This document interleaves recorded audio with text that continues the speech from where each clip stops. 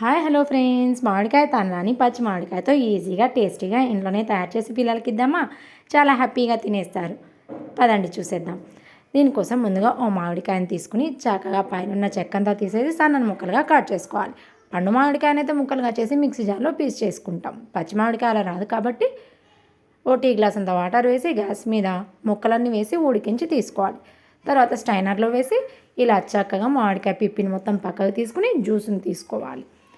ఇలా మనం తీసుకున్న జ్యూస్ని మళ్ళీ అదే ప్యాన్ పెట్టుకుని అందులో వేసుకుని మామిడికాయ పుల్లగా ఉంటే కొంచెం ఎక్కువ చక్కెర, పులుపు తక్కువగా ఉంటే తక్కువ చక్కెర వేసుకుని 1/2 టేబుల్ స్పూన్ కారం, 1/2 టేబుల్ స్పూన్ మిరియాల పొడి వేసి ఉడికించుకోవాలి. అది ఉడుకుతుండగా మరో ప్లేట్లో కొంచెం ఆయిల్ అప్లై చేసుకుని పక్కన పెట్టుకోవాలి. ఇలా మొత్తం ఉడికి దగ్గర పడటానికి 3 లేదా 4 నిమిషాలు పడుతుంది. మొత్తం ఇలా ఉడికిపోయిన తర్వాత మనం ఆయిల్ అప్లై చేసుకున్న ప్లేట్లో వేసి ఓ రోజంతా ఎండలో పెట్టి తీసుకున్నామంటే పిల్లలు ఎంతో ఇష్టంగా టేస్టీగా తిని మామిడికాయ తాండ్రా ఈజీగా రెడీ అయిపోయినట్లే. చూసారు కదా.